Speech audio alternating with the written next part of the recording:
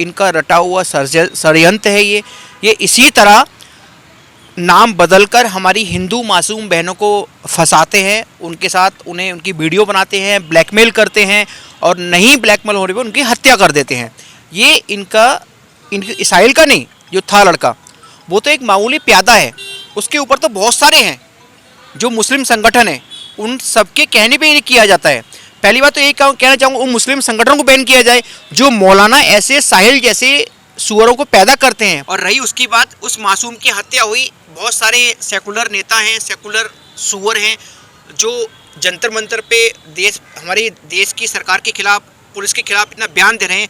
अब वो सेकुलर सुअर कहाँ पर हैं? उस साक्षी बहन के यहाँ पे आज तक कोई सेकुलर सुअर नहीं आया पूछने। ये हमारी मासूम बहनों को शिकार बनाते हैं। अगर मैं चैलेंज करता हूँ इन जिहादियों को, अगर वाकई में अपने बाप की औलाद है तो अपना ओरिजिनल नाम देके हमारी बहनों के आगे आए ना। हमारी बहन एक शेरनी है। मैं एक बात कहूँगा, काली बनो, दुर्गा बनो, खप्पर वाली बनो, मगर बुरके वाली कभी मत बनो। जय हिंद, जय भारत। और आप देख रहे हो इस समय CCN न्यूज 24 चैनल। मेरा नाम है दिनेश गर्ग जैन, कड़वे सवालों वाला। मौजूद हूँ भारत की राजधानी दिल्ली के अंदर, वो दिल्ली जो कि हत्यारों की दिल्ली बनती जा रही है। लगातार निर्मम हत्या कर दी जा रही है हिंदू लड़कियों की, हिंदू बच्चियों की और छोटी छोटी उम्र की लड़कियों की भी। एक नया केस सामने आया है, साहिल खान। शायद सब बड़े जो है इस नाम से वाकिफ होंगे। इस समय जो हत्याकांड हुआ है शाबा डेयरी के अंदर, बहुत निर्मम तरीके से जिसमें हत्या की गई, मात्र 16 साल की उस लड़की के ऊपर ताबड़तोड़ चाकुओं से वार किया गया है। और फिर दिल्ली एक बार से शर्मसार हुई है। हालांकि जिसने भी इस केस के बारे में सुना है उसकी रूह कांप गई है। अभी हिंदू शक्ति दल के अध्यक्ष हैं सिमरन गुप्ता जी। लगातार आपने हमारे चैनल के ऊपर इनको देखा होगा, अपनी बुलंद आवाज़ों से जो है हर विषय के ऊपर बात करते हैं। आज इस केस के ऊपर भी मैं इनसे बात करूंगा। सबसे पहले बहुत बहुत स्वागत आपका हमारे चैनल। नमस्कार, आप सबको बहुत बहुत धन्यवाद। जैसे कि आपने अभी कहा ये हुआ है, इसका मुझे भी काफ़ी खेद है, मगर कहीं ना कहीं हमारे हिंदू समाज के वरिष्ठ लोगों की, सम्मानित लोगों की और माँ बाप की भी गलती है जो अपने बच्चों की केयर नहीं कर पाते हैं। जैसे कि ये हुआ, जो बहन की हत्या हुई, उसका मुझे भी काफ़ी बहुत अफसोस है। मैं भी 2 बार गया हूँ। वहीं आपने देखा होगा न्यूज़ चैनलों पर कुछ एक लोग इस बहन के खिलाफ़ काफ़ी उल्टी सीधी अफवाह उड़ा रहे हैं। क्या ये सही है? मैं आपके चैनल के द्वारा लोगों से पूछना चाहता हूँ। और इसकी माँ खुद कह रही है कि मेरी बेटी मेरे पास नहीं रह के अलग रहती थी। तो ये सही है? कुछ ना कुछ कहीं ना कहीं देखा जाए तो बच्चों के लिए बिगाड़ने में माँ बाप का भी पूरा हाथ है और हमारे संत समाज का हाथ है।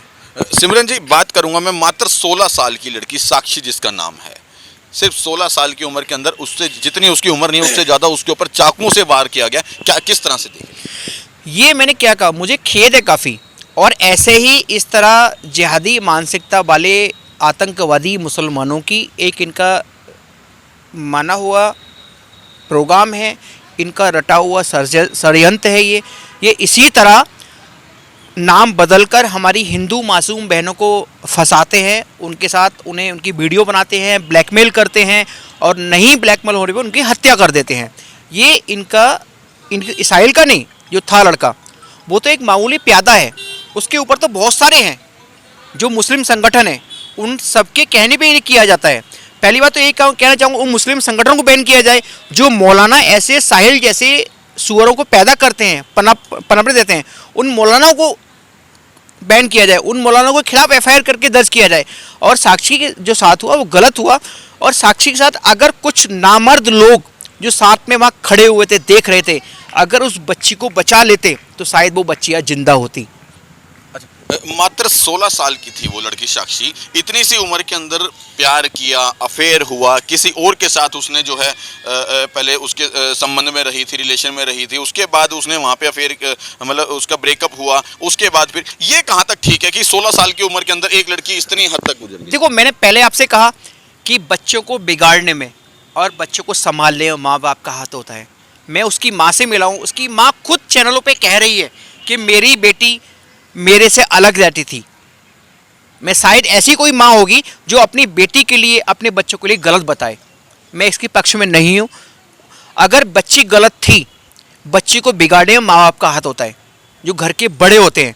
अगर उसी साक्षी को घर से प्यार मिलता, घर से सपोर्ट मिलती, घर से कामयाबी की प्यार मिलता, तो बाहर जाके वो ऐसी हरकत नहीं करती, ऐसे जिहादी आतंकवादियों के चुंगल में नहीं फंसती वो। नहीं, बच्चियों का सीधा सीधा अपने माँ बाप के ऊपर दोष उतार दिया कि हो सकता है बच्ची ने माँ बाप को ना बताया हो, माँ बाप इस चीज़ से अनभिज्ञ रहे हो, तो जरूर थोड़ी हर माँ बाप को लेकर के जो है। अगर माँ बाप बच्चों के साथ माँ बाप ना बन के दोस्त बन के बात करें, मेरी भी बेटी है, मैं भी अपनी बेटी का, एक बेटी का बाप हूँ, मेरे भी बच्चे हैं, मैं अपने बच्चों से प्यार से बात करता हूँ, एक फ्रेंड के नाते अपनी बेटी को घुमाने ले जाता हूँ अपने बच्चों के लिए। अपने बच्चों से मेरी बेटी जो बात होती है साफ बताती है। अभी पिछले हफ्तों मेरी बेटी के साथ किसी ने स्कूल में बदतमीजी की, मेरी बेटी ने थप्पड़ मारा खींच के उसे, और मुझे आके बताया पापा ये बात हुई, मैंने थप्पड़ मार दिया, मैंने मार दिया। तो कहीं ना कहीं आपने कहा ना कि माँ बाप को बिगाड़ने, नेचुरली माँ बाप को हाथ होता है बच्चों को बिगाड़ने में। इस केस में किस तरह से देख रहे हो माँ बाप का हाथ बिगाड़ने में? आप सीधा सीधा बता दिया आपने, क्योंकि कहीं ना कहीं आज पूरे देश की भावनाएं जो है उस लड़की के साथ जुड़ी हैं, और आपने सीधा उसके माँ बाप के ऊपर आरोप लगा दिया कि क्या नाम है, कहीं ना कहीं उनका भी हाथ है उसको बिगाड़ने में। आप मेरी बात सुनो। हाँ। आप किसी मुस्लिम समाज में देख लो या किसी भी समाज में देख लो, अगर बच्चे गलत होते हैं हाँ। तो माँ बाप इस तरह मीडिया पर उसके बच्चों के खिलाफ बयान नहीं देते। अब तो साक्षी एक छोटी बहन है मेरी, अच्छी जगह है, हम लोग गलत जगह है, अच्छी जगह, उसके बावजूद भी उसके माँ बाप और उसके जो फ्रेंड है उसके खिलाफ बोल रहे हैं। ये कहाँ की नैतिकता है, कहाँ की इंसानियत है? मुझे आप बताएं या कोई बता दे। मान तो एक गलत हुआ है, वो गलत थी, मगर इतनी भी गलत नहीं थी जिस तरह उस बच्ची को बदनाम किया जा रहा है। नहीं, वो गलत क्यों नहीं थी? जब एक उसको पता था, मात्र वो 16 साल की है, वो किसी पहले लड़के से अफेयर रखा उसने, फिर उसके साथ ब्रेकअप किया, फिर किसी मुसलमान के साथ उसका पैचअप हो जाता है, फिर अब वो भी बता रहा लड़का कि वो बाइक के चक्कर में किसी और से मिलने लग गई थी। ये सब कहाँ तक ठीक है? पहले आपको बता दूं, हाँ। पहले से था, पहले लड़का हिंदू था, और जो लड़का ये जिहादी साहिल है, हाँ। इसने अपने आप को मुसलमान नहीं बताया था। हाँ। ये हाथ में कलावा बांधता था, हाँ। गले में शिव जी का, भोलेनाथ का लॉकेट डाला हुआ था। हाँ। हाँ। इसने कहा मैं हिंदू हूँ, हाँ। मैं तेरे शादी करूंगा। शादी के बहला फुसलाई में इसने उससे प्यार किया। प्यार का मतलब ये नहीं है कि गलत हो। नहीं, 16 साल की उम्र में प्यार कहाँ तक? बच्चे मैच्योर नहीं होते, समझदार नहीं होते। आपसे मैंने क्या कहा कि प्यार का 16 मैच्योर नहीं होते। आजकल 12 साल के बच्चे मैच्योर हो जाते हैं। आजकल की जनरेशन इतनी फास्ट है, इतनी तेज है कि आजकल के बच्चे अगर माँ बाप इग्नोर करें तो घर से बाहर निकल जाते हैं। वो तो 16 साल की थी। मतलब आपको लगता है कि बच्चे के अंदर इतनी समझ आ जाती है कि क्या सही और क्या गलत? मैंने आपसे क्या कहा कि 12 साल के बच्चे को पूछ लो आप क्या है। आजकल मोबाइल जो आया है, सोशल मीडिया इतना फास्ट हो गया है, यूट्यूब, गूगल इतना फास्ट हो गया है, उन्होंने बच्चों के लिए इतना फास्ट कर दिया है कि 12 साल के बच्चे को पता है कि बच्चे कैसे पैदा होते हैं, रिलेशन कैसे बनाए जाते हैं, बातचीत कैसे की जाती है। तो ये तो वो 16 साल की बच्ची थी।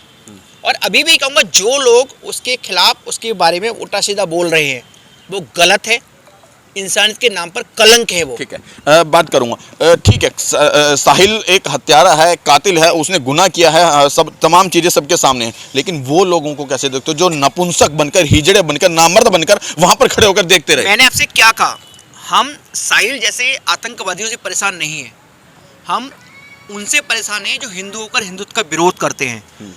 एक कहावत है हमारे उसमें कि हिजड़े वो नहीं जो साड़ी पहनकर बाजार में घूमते हैं, हिजड़े वो होते हैं जो हिंदू होकर हिंदुत्व का विरोध करते हैं। और रही उसकी बात, उस मासूम की हत्या हुई, बहुत सारे सेकुलर नेता हैं, सेकुलर सुअर हैं जो जंतर मंतर पे हमारे देश की सरकार के खिलाफ, पुलिस के खिलाफ इतना बयान दे रहे हैं। अब वो सेकुलर सुअर कहाँ पर हैं? उस साक्षी बहन के यहाँ पे आज तक कोई सेकुलर सुअर नहीं आया पूछने, उसके माँ बाप से मिलने। आए भी तो खाली फ़ोटो कराने। मैं उनके यहाँ गया, कहना नहीं चाहता, मेरे भी माँ बाप हैं, वो बेचारे 2 दिन से भूखे थे, उन्होंने कुछ नहीं खाया, बस फ़ोटो कराने के लिए हर कोई आ रहा है उनके पास। सहानुभूति दिखावा करने के लिए, सहानुभूति के नाम पर फ़ोटो कराने के लिए हर कोई आ रहा है। नेता आ रहे हैं, सब कुछ आ रहे हैं, जितने भी बाकी सामाजिक कार्यकर्ता हैं, बहुत सारे हिंदू संगठन हैं, मगर आज तक किसी नेता ने, किसी भी सामाजिक संगठन ने, किसी भी हिंदू संगठन ने ये नहीं पूछा कि आपने 2-3 दिन से खाना खाया है या नहीं, खाना खाओगे या नहीं। खाली एक हमदर्दी दिखाने से, फोटो खिंचवाने से किसी का पेट नहीं भरता।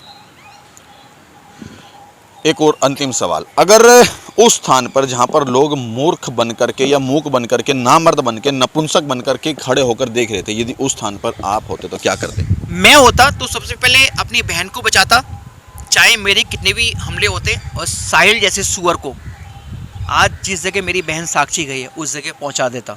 और अभी भी प्रॉमिस कर रहा हूं कि जो बहन किसी कारण बस किसी जिहादी साहिल से डरती हैं, तो मैं एक फ़ौजी का बेटा हूं, उस बहन के साथ खड़ा हूं हमेशा। मुझे फ़ोन करें, मेरा नंबर है 8010105010।